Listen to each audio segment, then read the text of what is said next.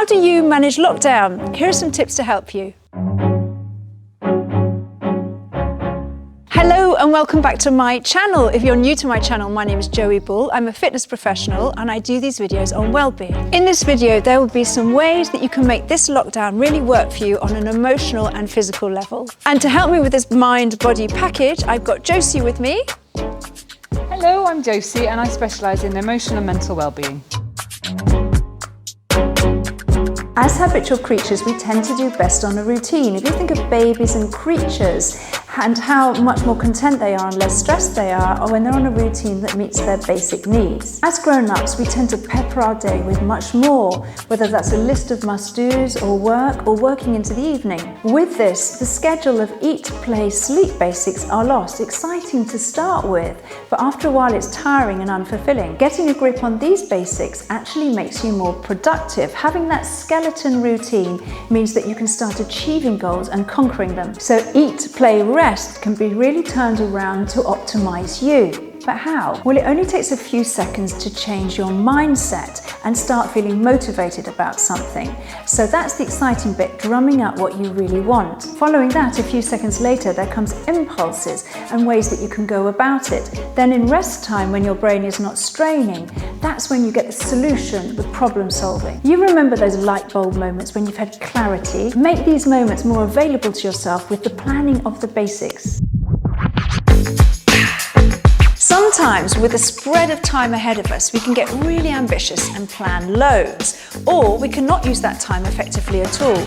But either way, if it's unfulfilled, it's unsatisfying. To build good feeling and to breed some satisfaction, you could have a meeting with yourself and think about what you want to get out of the next few weeks. Every evening before bed, with pen and paper or on a whiteboard, write down the actions for your next day. Pick things, ideas that will move you into a better place, remembering that some of them will be fine to do the next day or the following week. Doing it at night like this reduces the overwhelm, orders it in your head and perpetuates success, which is an excellent platform for achievement, whether that's for having more rest time, making a new bake or a new business plan. Knowing your objectives for tomorrow as you're just about to drift off into a subconscious slumber ensures that you have a successful next day. And with that goal list, keep that eat, play, rest cycle in mind. So that includes thinking through your meals. Make sure that you've got the nutrients and the proteins in there to keep your blood sugar levels and your energies steady throughout the day. A poor choice of food is only going to give you the highs and slumps,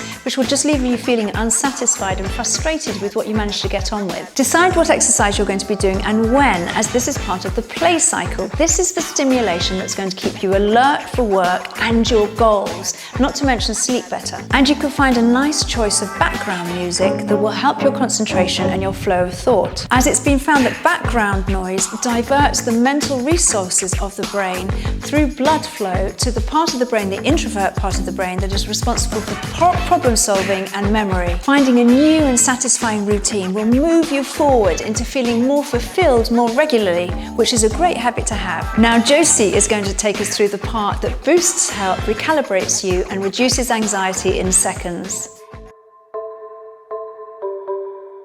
So during this challenging time globally, most of us have been pushed out of our regular routines and our rhythms, possibly out of contact with those that we love as well.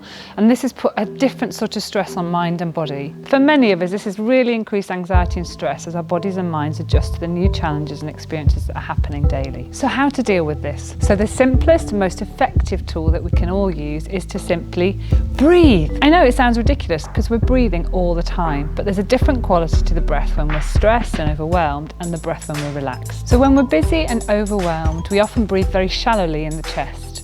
And this is our body, our sympathetic nervous system, keeping us in fight, flight, doing mode. However, by taking attention to our breath, breathing deeply into the abdomen, we increase the oxygen to the brain, and this triggers the parasympathetic nervous system into relaxation, calmness and rejuvenation. And you can do this anywhere when you notice yourself feeling a bit stressed, or even just that you're doing too much. Just stopping for a moment, breathing deeply into the belly and releasing, Doing this a few times and you're increasing the oxygen to the brain. And the ideal, however, would be to take a little bit longer each day, up to 20-30 minutes, somewhere safe and quiet, your bedroom, somewhere outside. It's beautiful where you get the fresh air as well. And breathing deeply into the abdomen for that length of time. It will really increase the ability your body will have to deal with stress and the overwhelm of this current time. That's it for today's video. Thank you for watching, and I hope that you can apply some of these things that we've put together for you into your following weeks and your life. If you did enjoy the video, please like it and subscribe to my channel as I upload every week. If you'd like some support and motivation to optimize your body and mind, Josie and I run Body Mind Energizers online and locally outside. So look out for one of our videos on that. Thank you and goodbye, and I hope to see you in my next video.